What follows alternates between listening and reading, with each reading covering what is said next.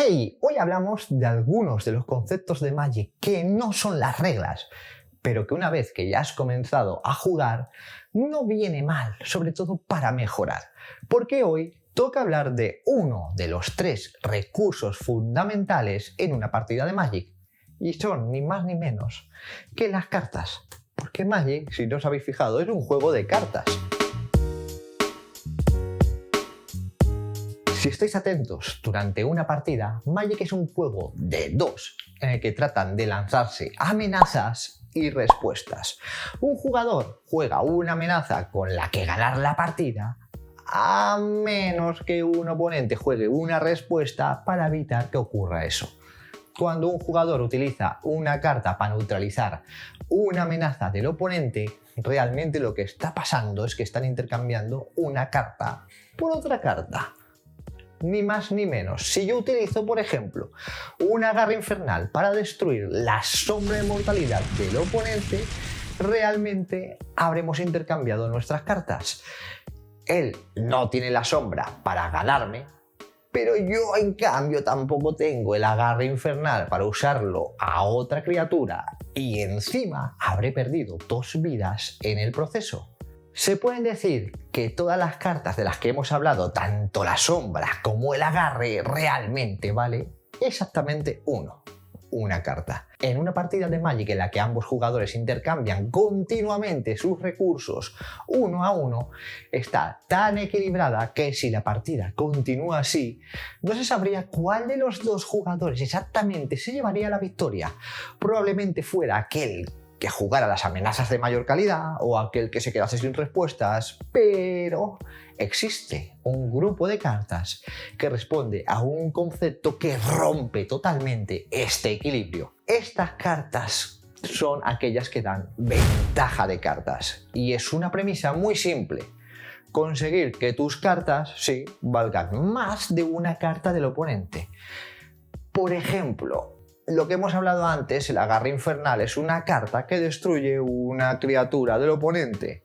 Así que realmente no estás ganando ninguna ventaja, simplemente estás intercambiando cartas.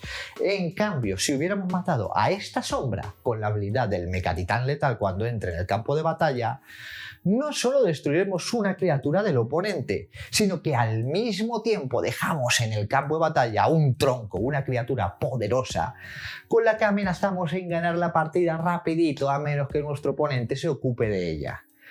Si nuestro rival tiene la suerte de encargarse del Mecatitán Letal, lanzándole por ejemplo un verso desmaterializador para exiliarlo, habremos conseguido una pequeña victoria aún así, pese a la pérdida de nuestro titán, porque nuestro oponente habrá tenido que gastar 2 cartas, la sombra y el verso, a cambio de una carta, nuestro titán.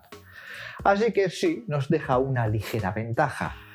Está claro que habría sido mejor ganar la partida a golpes con nuestro troncho, pero esto tampoco está tan mal. Por ese mismo motivo, tradicionalmente las auras no son las cartas más populares entre los jugadores de Magic, al menos antiguamente.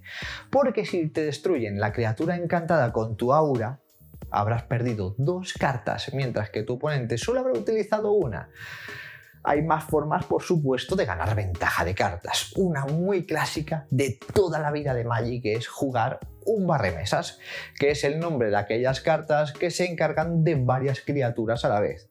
Por ejemplo, uno que hay ahora mismo en estándar es el Ruinascar. Este tipo de carta te permite destruir varios bichos, a encargarte de varias cartas utilizando tú solo una. Aunque Magic no es todo destruir, por supuesto, no es todo matanza y destrucción. También hay formas de ganar ventajas con cartas que nos permite poner varios permanentes en el campo de batalla. Uno de ellos, muy bueno, muy versátil, que también destruye mucho, es el quemar la casa. Con esta carta podemos elegir muerte y destrucción haciendo 5 puntos de daño a cada criatura y a cada Placewalker en el campo de batalla. Pero también podemos elegir poner 3 fichitas de diablo con fuerza 1 y resistencia 1 que hará cuando mueran un punto de daño a cualquier objetivo. Y estas fichas, pues oye, pueden ser muy buenas en un futuro contra criaturas que juegue nuestro oponente en turnos posteriores, porque se intercambian muy bien con aquellas criaturas que tienen resistencia 2 o menos. Por ejemplo, si bloqueamos y matamos dos criaturas con dos fichitas de diablo, realmente habríamos ya intercambiado dos cartas del oponente por una carta nuestra. Pero también las propias criaturas que hay en el campo de batalla pueden ser por sí mismas una fuente de ventaja de cartas. Por ejemplo, esto es un clásico delimitado. Cuando una criatura más grande te ataca y tú bloqueas con dos más pequeñitas y todas mueren, sí, habrás conseguido librarte del bicho grande, pero habrás dado una ligera ventaja a tu oponente porque habrás intercambiado dos criaturas tuyas por una del rival. Así que mira, has tenido ahí una ligera desventaja.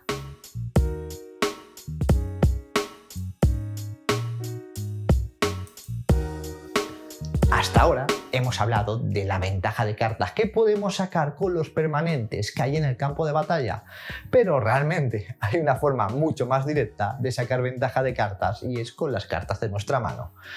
Una muy simple. Si por ejemplo jugamos una carta como el Contemplar el Multiverso, realmente estamos intercambiando una carta de nuestra mano por dos cartas que robamos, así que mira, estamos sacando ya ahí un poquito de ventaja de cartas. Este mismo concepto se aplica con los descartes, con cartas que hacen descartar a nuestro oponente. Si le jugamos por ejemplo a nuestro rival un clásico, una podredumbre mental y le hacemos descartar dos cartas de la mano, realmente estamos haciendo lo mismo. Nosotros perdemos una carta y nuestro oponente pierde dos, así que estamos ganando una carta por el camino. Esto claro, siempre y cuando nuestro oponente tenga dos cartas en la mano. Si no, esto no funciona. Por ejemplo, hay cartas, muchos cantrips que se llaman, como puede ser el optar, que perderemos una carta, pero ganaremos otra carta. Realmente lo que hacemos es que no ganamos ninguna ventaja, pero intentaremos obtener una carta mejor que nos haga falta en ese momento. Si lanzamos una coacción al oponente, pasa lo mismo, no sacamos ninguna ventaja, nada de nada. Pero intentaremos intercambiar una coacción, que es una carta que tiene poca calidad, por una carta del oponente que nos pueda hacer daño en una partida, que tenga más calidad durante esa partida. También puede ocurrir que nuestro oponente tenga en la mano pues solo criaturas, lancemos la coacción y se nos ponga cara así como de vaya mojón y hayamos perdido una carta, nuestra coacción, a cambio de nada, de las risas que se le pone al oponente con la cara de tonto que se te queda.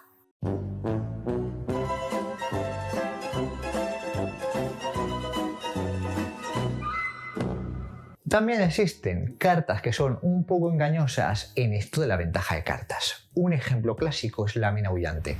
Este artefacto hace que ambos jugadores roben una carta extra en su fase de robar. Pero en realidad, si lo piensas bien, tú habrás invertido una carta, la Mina Aullante la habrás puesto en el campo de batalla y tu oponente ninguna, no habrá tenido que hacer nada. Además, encima él será el primero en robar la carta extra. Así que es un mal negocio en esto de la ventaja de cartas. Realmente no es una carta terrible, puedes jugar la Mina Aullante y probablemente no sea la ventaja de cartas que te dé, sino otro motivo, otra cosa perversa que tengas en tu mente. Eso sí, en esa época existía una carta que era un titán, esto la ventaja de cartas, que era el volumen de Hyundai. Este artefacto se activaba girando 4 maná genéricos y te permitía robar una carta. Si tu oponente tenía la suerte de destruirte el artefacto antes de que hicieras esto, el intercambio era justo. Mira, intercambiabas una carta al oponente, podía ser un desencantar, un clásico de aquella época, por tu volumen. En cambio, si tú conseguías activar el volumen una sola vez antes de que te desencantase el oponente, habrías roto el equilibrio porque el oponente habría gastado su desencantar y tú habrías perdido el volumen, pero tendrías una carta extra y habrías ganado una carta por el camino. Y esto además se iba acrecentando por cada vez que usases el volumen, es decir, haciendo el desencantar del rival menos y menos útil contra más tiempo estuvieras activando el volumen en la partida. Esta carta era muy poderosa en el pasado, pero ahora es un poco mala. Ha perdido fuelle con los años y eso en parte es porque ahora existe un tipo de carta muchísimo más injusta en este aspecto. Los Planeswalkers, si comparamos el volumen de Hyundai, un clásico, con Teferi, pues bueno, la comparación es un poco odiosa.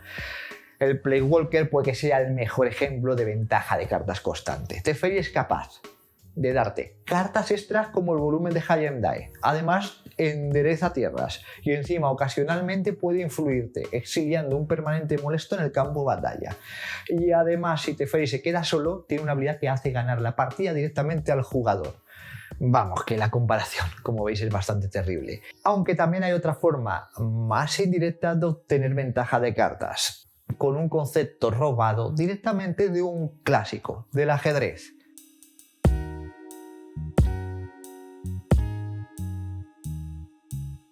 En este juego, cuando los únicos movimientos posibles que puedes hacer con una pieza supone perderla y que tu oponente capture la pieza, a este movimiento, a esta pieza, se le llama pieza ahogada. ¿Por qué? Porque si se mueve la pierdes. En Magic puedes ahogar cartas como si fueran piezas de ajedrez. Una criatura en la historia especialista en ahogar cartas era la araña gigante, una criatura con fuerza 2, resistencia 4 y con alcance. Esto hace que, por ejemplo, ninguna criatura con fuerza menor de 4, resistencia 2, pudiera atacar mientras que la araña gigante estuviera enderezada, ya que pues, sería una presa fácil y la perdería inútilmente. Es cierto que, aunque ahogar cartas del contrario con criaturas es una estrategia útil, no es lo más efectivo que hay en el Magic, solamente es útil en formatos como puede ser la baraja sellada o el limitado o el draft. Aunque en la historia de Magic han existido auténticas cartas que son una aberración, una máquina en ahogar cartas del oponente. Una de las más tremendas y locas de la historia era el Moat, un encantamiento de Legends que hacía que las criaturas que no tuvieran la habilidad de volar no podían atacar. Así que realmente cuando este encantamiento estaba en el campo de batalla, hacía que todas las cartas de criatura del oponente que no tuvieran volar fueran inútiles. Es decir, ahogaba directamente todas esas cartas. Si tu oponente robaba una de esas criaturas, era como si no hubiera robado nada, mientras que el Moat estuviera en el campo de batalla. Imagínate la gran ventaja de cartas. ¿Qué supone eso? Cuando ahogas todo ese mogollón y tu oponente encima no puede hacer nada para evitarlo. Y esto ha sido todo sobre la ventaja de cartas. Estoy seguro de que ahora ves muchas cartas por ahí que antes no reconocías y que ahora compruebas que en efecto algún tipo de ventaja te dan. Pero resulta que esto de la ventaja de cartas no es un término moderno en el Magic. De hecho, es un concepto que existe casi desde que empezó el propio juego. A principios de 1996, un mazo se puso de moda en España. Un mazo de tipo 1, que es aquel formato al que ahora le llaman Vintage. Y sí, en el siglo pasado también los mazos se ponían de moda y también la gente los copiaba. Esta baraja en cuestión se llamaba The Deck. Era un mazo capaz de aplicar todos los conceptos de ventajas de cartas de los que hemos hablado en este vídeo, llevándolos a tal extremo que la baraja se convirtió en el mazo más poderoso del formato. La verdad es que este mazo era una máquina de hacer victorias. Llevabas cartas que te permitían robar cartas extras adicionales utilizando una sola carta. Cartas para hacer que tu oponente se descartase de cartas.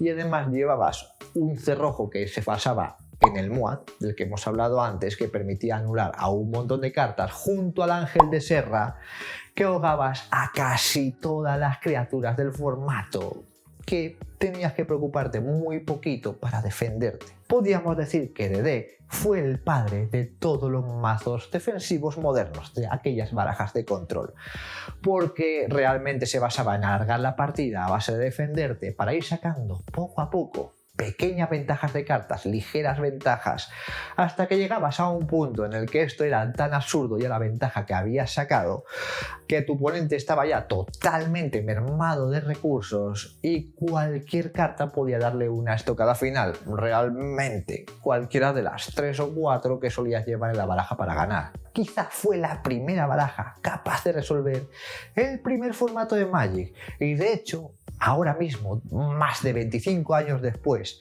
sigue siendo una de las barajas más poderosas de un formato que se juega con cartas antiguas, que se llama Old School.